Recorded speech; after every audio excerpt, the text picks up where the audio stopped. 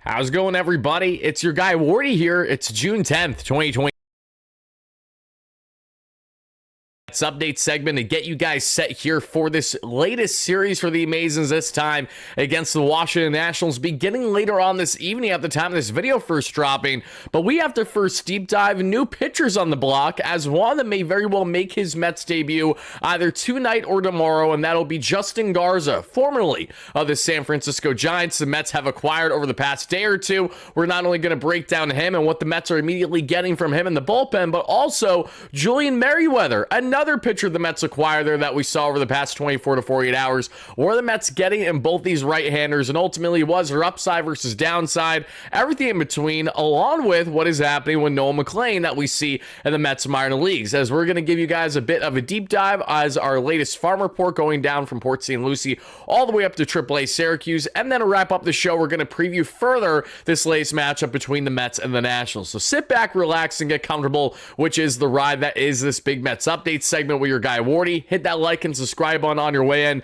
Thank you kindly for doing exactly that, everybody. And shout out to our amazing sponsor today here at BetUS that has you covered with all of your sports betting needs and, of course, all of your casino needs. As you guys can see here, BetUS, please make sure you bet responsibly. That's the most important thing, first and foremost, should you guys dabble and have interest.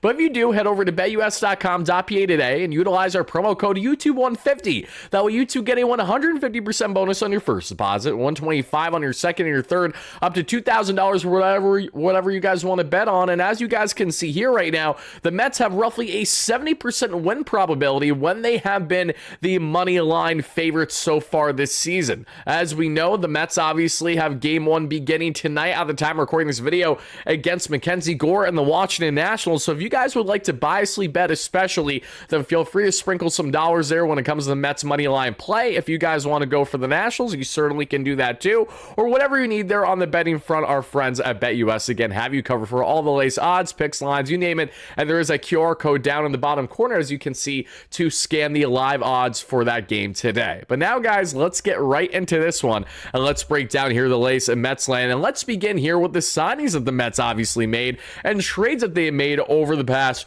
24 to 48 hours. Because unless you guys were not paying attention, we did see this transpire going back to 2 days ago, but we haven't got a chance to break it down on the platform yet, because one, we were waiting to find out word if either of the two pitchers that the Mets acquired were going to be called up right away to the Mets, and that actually ended up being true for one of the pitchers that we're about to break down, folks.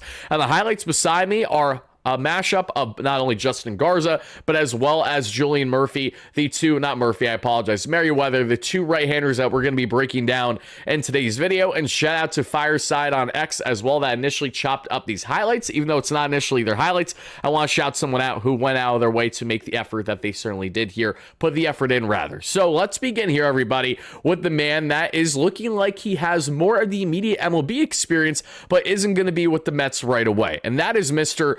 Julian Merryweather. Now, Julian Merryweather is a fascinating pickup for the Mets that we see here. Merryweather, at 33 years of age right now, is on a one-year, $1.23 million contract. He is the guy that you will see in the highlights beside me that are of a guy in a Cubs uniform, naturally, so I think it'll be easy right there. That's Mr. Merryweather. Towering right-hander that you see at 6'4" plus on the frame, and 21 games and 18 innings so far this season, has a 5.79 ERA, a 6.58 expected ERA, just under 5 FIP, and a just under 2 WHIP with 15 strikeouts. Not a great K to walk ratio by any stretch. So why the Mets go out of their way to acquire Mr. Merryweather here? Well, they clearly did it for two reasons. And the reason why the Mets went out of their way to acquire him in this latest minor league signing is because, one, you can never have enough arms, and two, the Mets obviously like what we have and the velocity here in Merryweather in particular. He tops out 99 on the gun in the velo and was sitting right around the 80th percentile per baseball savant this season. And average fastball velocity, it's just 96, tops out 99,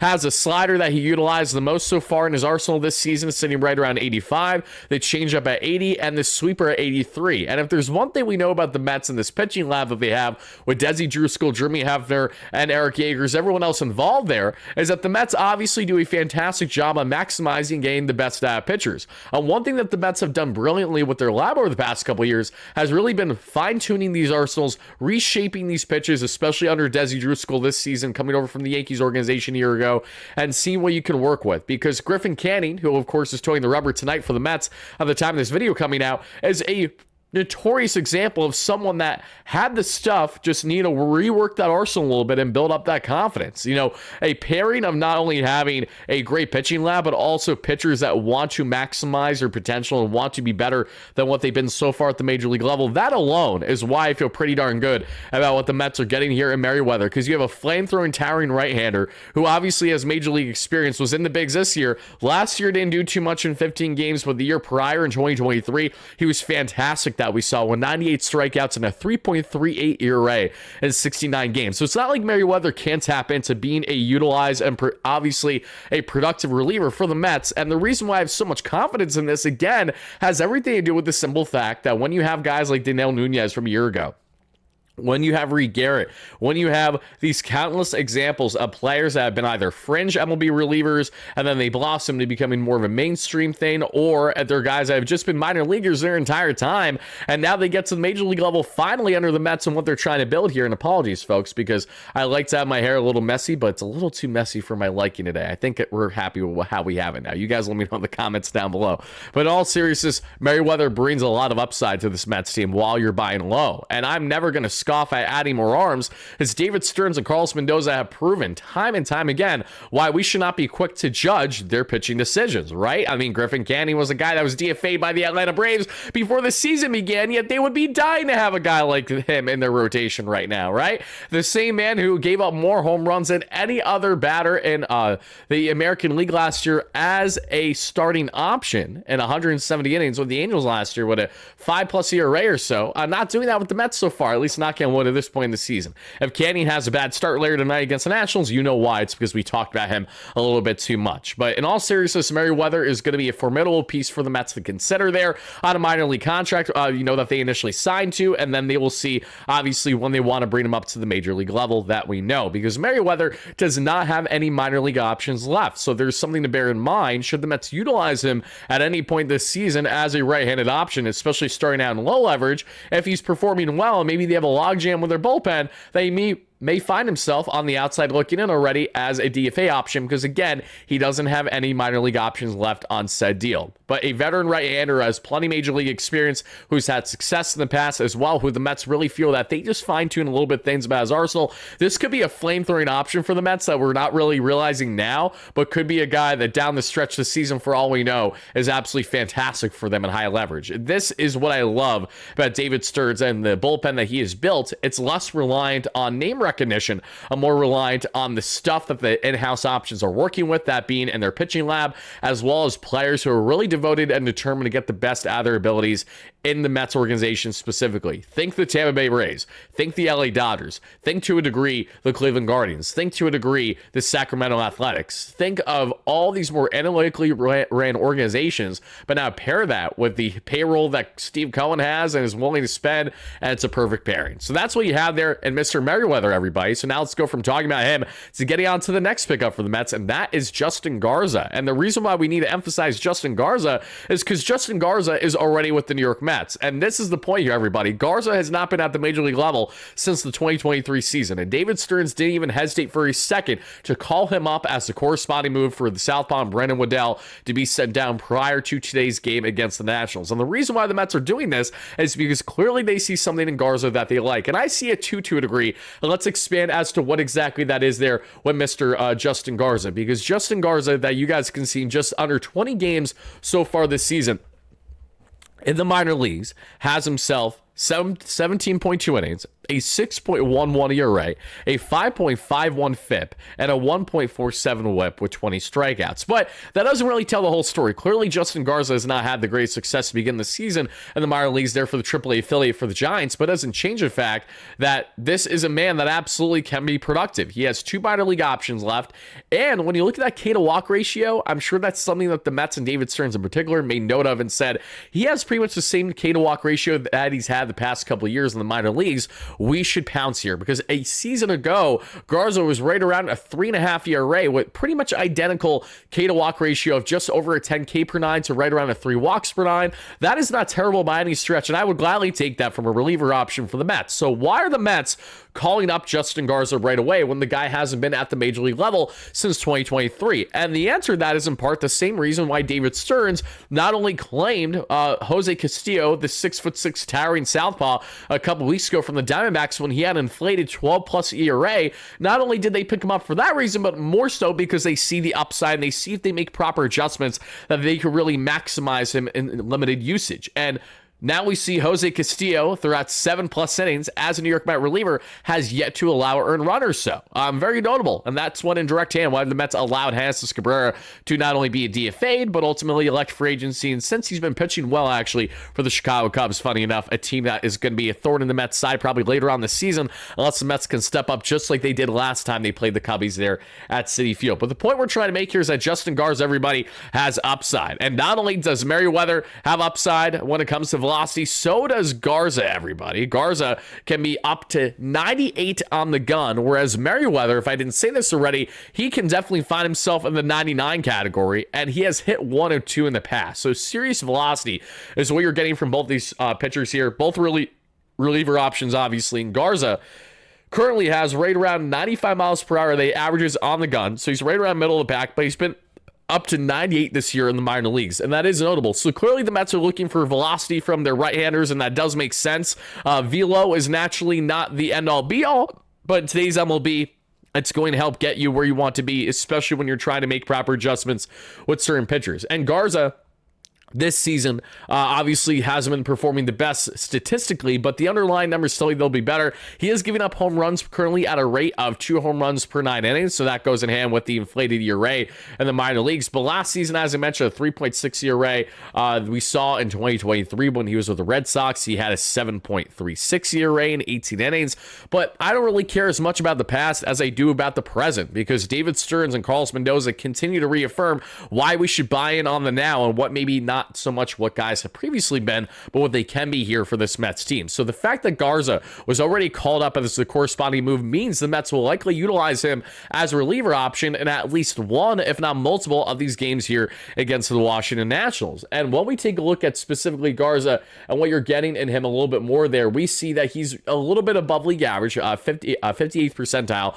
This goes back to the 2023 season of velocity, so it really doesn't tell the whole story because he doesn't have a sample size of the major league level per baseball savant since then, but I have the confidence and the faith that both David Stearns, Carlos Mendoza, Eric Yeagers, Desi Drusco, Jeremy Hefner, you name it, are all going to do a great collective effort here at getting the best of maximizing the output out of these pitchers. Because if there's one thing that I really like, especially in the case of Garza, is that the Mets have 2 minor league options here. So this is a guy that they can get very creative with if he performs, and they won't have to be as strapped down with him the way that they're more strapped down with Merriweather because he has no minor league options left. Or if, say, you call him up and they're performing good, then they have a little bit of a dip, you send them down to get a fresh arm without sacrificing actually losing them in the DFA window, right? Something along those lines. That's why the Mets sent down Max Kranick. Even though Kranick hasn't been terrible by any stretch this season, they still sent him down because he didn't have the greatest May, for one, and secondly, knowing he still had minor league options is what made that happen without him having to be exposed to anyone. Danilo Nunez was sent back down by the Mets earlier this season because of the same exact reason,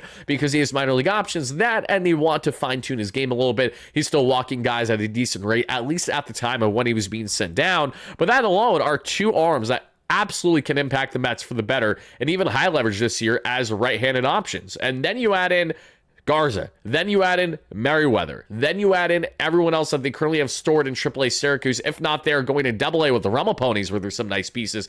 And you say to yourself right away, as a Mets fan, you got to feel pretty good about what you got. I understand some fans with the pessimism on the so-called bargain bin shopping, but listen, I don't think any fan has a right to talk down on David Stearns and what he's done when the Mets have collectively the best pitching staff in baseball without Sean Manaea or Frankie Montas impacting them yet, and we're already 60-plus games in this season. business. So miss me with the nonsense that you guys think you know better than David Stearns and this pitching lab itself, because clearly it's their way or the highway, as that has led to the greatest success for them this season, far and away greater than their offense. Their offense has still been struggling mightily with runners in scoring position, and while they have a lot of things cooking offensively, no doubt about it, their pitching has been what's carried them so far this season and will likely continue to do so. Let's just see if it's to the greatest degree or if there could be more of a balance with the bats getting hotter now as we enter summer here in the month of June. But going on now, guys, from talking about the latest acquisitions for the Mets, let's now transition from talking about the latest acquisitions to getting into a key pitcher of the farm that just continues to look fantastic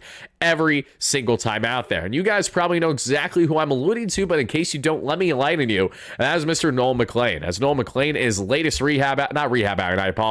latest minor league outing just a day or so ago, we saw put up tremendous numbers: 5.1 innings, 2 hits, 2 walks, 1 earned run, 4 strikeouts on 78 pitches, and it's down to a 1.98 ERA on the season. Now, the reason why that is most notable in the case of Noel McLean here and the New York Mets affiliate is mainly because McLean has been rock solid for the most part every single start he's been out there, or this time in a reliever setting there at the minor league level. And in case you're wondering, Wardy, why was a guy like Noel McLean ever getting a minor league outing, reliever outing? And that is simply because of Frankie Montas was the man who started this game. And Montas, who started this game back just on June 8th, so just a couple days ago, he went 3.2 innings of 4 hit, 3 earned run, 3 walk, 2 strikeout ball, and allowed 3 home runs. This came after Frankie Montas allowed 4 home runs his previous rehab outing. So while Montas continues to be batting practice and still is a ways away from getting himself right there at the rehab level, I'm not overly concerned because, again, this is his spring training, so I really don't care if he's batting practice or dominating. Montas obviously needs to work himself up to get back to the major league level, as is the case with Sean Manaea, who has more rehab outings happening this week as well. But Noel McLean, who came in relief there for Frankie Montas, was fantastic to say the least, everybody. And there are so many things that I love about Noel McLean, but let's just start with the arsenal, right? You got the sweeper that you utilized the most in this outing that we saw 41%, and he was sitting right around 85 with it. So disgustingly good there. I can't get enough of it. The sinker at 94 miles per hour, and was sitting right around 23% of his arsenal. He had the cutter at roughly 17% at 90 miles per hour. The four seam sitting 95 at 14%, and at 5% is curveball, that big breaking ball there at right around 80 miles per hour. So you have a true 5-pitch mix to make you a starter option for the Mets now. And we're going to be discussing McLean in a video that'll be dropping in the next day or so. So be on the lookout for that with a special guest, as we're going to be going over more of the pros and the cons between McLean, Sproat, and other pitching prospects right now. Because in my humble opinion, and the opinions of many, McLean is, if not the best pitching prospect of the Mets organization, then easily, top 2 or absolute worst top 3 there. Between himself, Ton, and Sproat, it's basically like pick your favorite. And right now, McLean and that sweeper makes it really easy to pick him as a favorite. But Noel McLean is far more than just a Mets prospect that has a nice sweeper. The guy's unbelievably good, disastrously good there, especially for facing the opposing teams at the major league level. And it feels like that arsenal is going to play up at the major league level big time once he gets up here. Now, the big question lies, when is he going to make his Mets debut? Because it feels like it has to happen this season, and it most certainly feels like it's going to happen by the halfway mark of the year, just because of how good he's pitching. The only way it doesn't is that the Mets really have no use or no need for him whatsoever. They're dominating on the pitching end. They're at Citi Field or on the road there with their actual roster, and it's nothing against McLean, but more so they just have a log jam, and it's a great problem to have if you're Carlos Mendoza to make these key decisions along with David Stearns. But that's what we got there from Noel McLean, everybody. So now let's expand more as to what is happening with the Mets and the minor leagues, because McLean looked fantastic in this latest outing. So let's expand more on what was good and bad for the Mets that we saw there from their latest farm report. And their farm report I'm going to break down is going back to Sunday night's games, because in case you guys don't know, most, if not all, minor league games are not played on Monday. They typically have an off day. So as we take a quick breakdown there in the minor leagues, let's also start by getting into Elian Pena for a second. For those that don't know, Elian Pena, who is the top IFA signing the Mets have ever made, largest signing bonus in team history at $5 million plus for a young 17-year-old or so. And Pena made his official pro debut that we saw over this past week, but has yet to really produce anything. So in case anyone was wondering what is the latest with Elian Pena, at the time of recording this video, he has yet to really record a hit at the professional level, and the minor leagues is still obviously a ways away from working himself up. Again, only 17 years of age, a lot of work to do. So Pena, we will lock in more on once we start him to get the ball rolling, get in a bit more of a groove there at the minor league level. In the meantime, we're just going to let him marinate, cook, and do his thing until he kind of gets himself right there. And low A, though, everybody, that we saw for the Port St. Lucie Mets, key offensive contributions consisted of Davison Gutierrez, a Venezuelan catching prospect who I like quite a bit, had a 1-for-2 game with 2 walks and an RBI. We saw Cervez there go 2-for-4 with a double, and then pitching was Murata, who was fantastic again, 5.2 innings of 1 earned run, 8 strikeout ball. And high A, we saw with the Brooklyn Cyclones, Carson Bench is doing everything to warrant getting the call, yet he hasn't had it yet. Even while batting right around 300 with north of 1,000 OPS, Bench still awaits that call up to the Realm of Ponies. The first-round pick from a year ago for the Mets, 1-for-4 with a walk, a double, and an RBI. Marco Vargas, who the Mets acquired in their trade with David Robertson a couple years ago with the Miami Marlins, went 3-for-5 with 3 stolen bags for the infielder. And RJ Gordon, who was towing the rubber as the starter, went 5 innings of 2 earned run baseball. In Double A, there with the Rumble Ponies, lots to like here. Ryan Lambert going 1 shutty, one of the best reliever options the Mets currently have in the minor leagues. A flamethrowing right-hand reliever option there. 0 earned runs, 2 strikeouts, and did record the save. Nick Morabito had a pair of RBIs, a double, a 2-for-5 game for Nick, which I love to see. Ryan Clifford ripped an absolute bomb of a home run at 1-for-2 game with 3 walks, so got on base 4 times. And Jet the Met Williams, everybody, in case you guys haven't seen an array, 2-for-4 with a walk, not 1 but 2 doubles and 2 RBIs, and this comes, right after we saw Williams get drilled in the head at 98 there or so. So thankfully, Williams is okay. It doesn't appear that there's anything to really worry about on that front, and that is good to see. And at the AAA level, after Montas and McLean did their thing offensively, Luke Ritter ripped a home run, the only hit he had of the ball game, and Joey Meneses hit a home run as well. Meneses, who feels like he has 100 doubles in AAA this year, he's been unbelievable on that front. We saw him go 2-for-5 with the home run accolades. Let me make sure that there isn't anything overly notable that I'm missing, folks, specifically on the front here of let's see, Joel Diaz, especially. Shout out to City of Dreams on X. For those that don't know, there's a Mets fan named Ray that goes out of his way to tag your guy Wardy and prospect-related things. All things Mets. You guys do this to me plenty, but specifically prospect-related things on a daily basis. And, just to make a note of, some key guys that have been standing out that have been throwing much better as of late. Jonathan Santucci, for one. Joel Diaz is another. Joel gave up a good amount of runs there in the month of May after giving up nothing in April, and that warranted his call-up there, his move-up in the Mets minor leagues. But Diaz, though, has looked fantastic, has one of the best FIPs in the organization right now as well. So there is a lot to like there on the pitching front. Then you add in Zach Thornton. Then you add in Jack Weniger. Then you add in so many different reliever options, including Orlana, Ryan Lambert, Ryan Ammons, who I like a lot still, among so many others. Then you also add in the fact that you have, Moreno, who throws 104.5 on the gun. He just needs to find more consistency at the minor league level. You add in various other starter options. The Mets have an abundance of pieces in their farm pitching-wise, and that's really exciting and awesome to say. I can't get over it. Very night and day from what Buster Olney would make you think this time last year when he famously put on X that the Mets don't have a future with their pitching, don't have a future at all, and they certainly don't have a future with their farm when it comes to their pitching prospects. Tell me you don't know ball without telling me you don't know ball, Buster. But now going on to last but not least, our final discussion today, which is the Mets-Nationals preview. Because in case you guys don't know, the Mets have a big series beginning tonight. And the reason why it's a big series is for one specific reason. The Mets split their last series against the Nationals in DC in a 4-game set. It still pisses me off as a fan. I know it bothers you too. It's getting under Wardy's skin a little bit. It was an entire series where they had control. They blew it multiple times. Ryan Stanek, if you know, you know. Pete Alonso can't make throws to first. CJ Abrams is a game-winning run all the way from first in one of them and at least from second in the other. Not fun at all. Very similar actually to the other 4-game set the Mets have had this year, which was against the Dodgers. They're just on the road where they split 2 out of the 4 games when they should have at minimum won 3 out of 4, but it was thanks to late game defensive, not just defense, but late game pitching blunders to a degree, where you're blowing saves in the 9th inning, or you're blowing things in the 8th inning, and then bam, that is the unfortunate reality. So, game 1 tonight between the Nationals and the Mets. The Nats are 5 games below 500 at 30-35, whereas the Mets are 42-24. Bizarrely enough, the Nationals, who have one of the best young talents in all Major League Baseball, an MVP candidate already, you could argue, and Mr. James Wood, he has been carrying the way in so has CJ Abrams, all key pieces of that Juan Soto trade. But outside that, the Nationals offense has been pretty underwhelming at this point in the season. We'll expand as to why that is.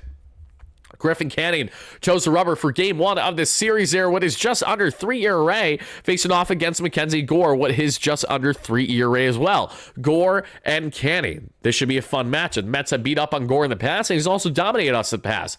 Game 2, we're facing Jake Irvin, which I don't love, because even Irvin with his 4 ERA has absolutely been fantastic in the past against the Mets at times we've seen.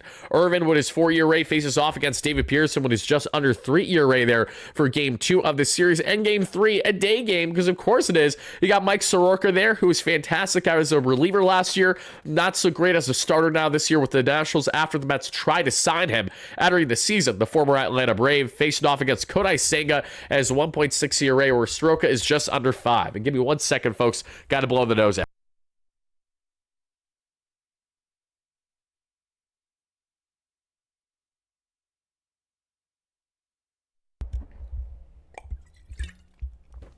Apologies, everybody. Allergy season still kicking your guys' butt, especially earlier in the day while I'm doing these recordings. But that is what we have for our pitching matchups for game 1, 2, and 3. So not only do the Mets need to make sure they win this series, they have to. It's a 30-35 Nationals. I know that they're uber talented. I know that they have a lot of things to be impressed by. And I know that their team is so good to the point, when you look at the actual raw talent on their club, that I very well can and expect them to get on a solid run there in the heart of summer this year. I think the Nationals are so talented on their young offensive cores, especially, that they could find themselves having time where they're a better team than the Atlanta Braves, but actually getting to 500 this year and not above 500. Not that the Braves can't get there either. They just have a taller task because they have been free falling lately.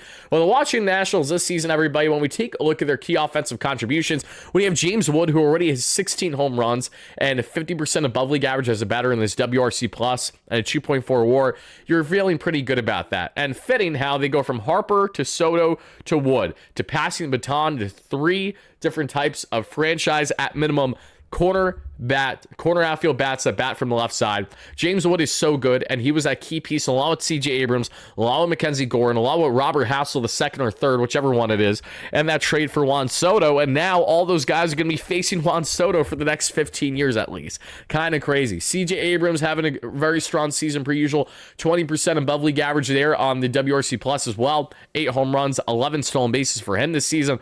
Alex Call has been rock solid for them as well, 32% above league average as a batter, but defensively he has been a liability.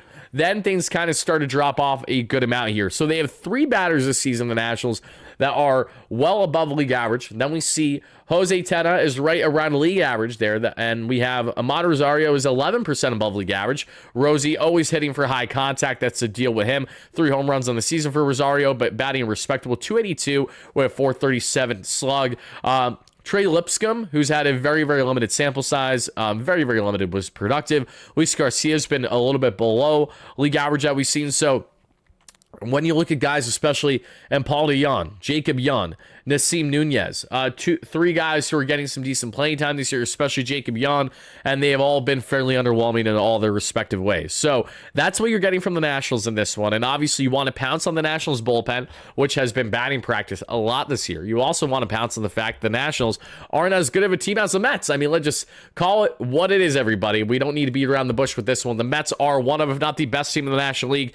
There's no excuse not to take down the Washington Nationals in this matchup specifically. And when we look at offensively, the Washington Nationals are currently ranked 25th in baseball per WAR. Not ideal at all. When you look at WRC plus, which means how does their offense grade on a scale of 100? 100 is average, below 100 is below league average, and above 100 is above league average. The Nationals are 20th, so a little bit better there, but still not great at all. So offensively, they have been having huge struggles there on the consistency front. They're at least a bat away, especially when guys like Nathaniel Lowe have been, a little underwhelming for them at first base this year. Not terrible, but not great either. Then you look at them on the pitching end, and the Nationals are ranked right around 15th in Major League Baseball with their 6 WAR. So not bad at all there on the pitching end, right around middle of the pack, but their bullpen has been exposed and will likely be exposed again. And offensively, they just have not gotten the job done. So no reason for them to start to get the job done. You guys cue what I'm trying to say here.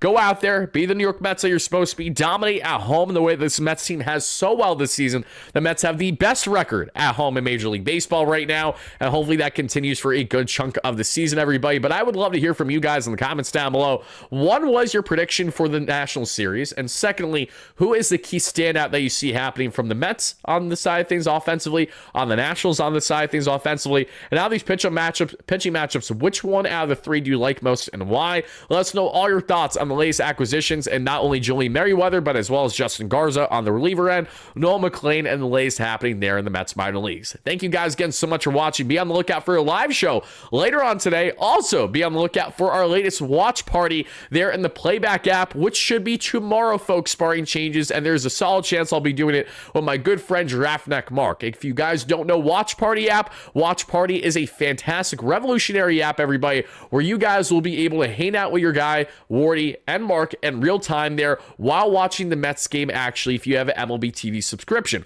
All you guys need to do is to head over to playback.tv/WardyNYM. It's linked down below in the description of this video for you guys to check out. Click it. You sign up for free. You don't have to spend $1 to sign up or anything like that. But all you need is an MLB TV subscription. That's the important thing. If you have an MLB TV subscription, you pair that in your account, and you'll be able to watch the game live in real time with your guy Wardy, as well as Mark, because I do think we're going to be doing it tomorrow together, barring changes. So again, guys, if you want to check out what we're going to be doing, please make sure to check it out there on playback.tv/WardyNYM. I'm actually going to show you guys here. One second. I ignore the fact that I'm no longer on the screen, as I'm going to pull this up for each and every one of you.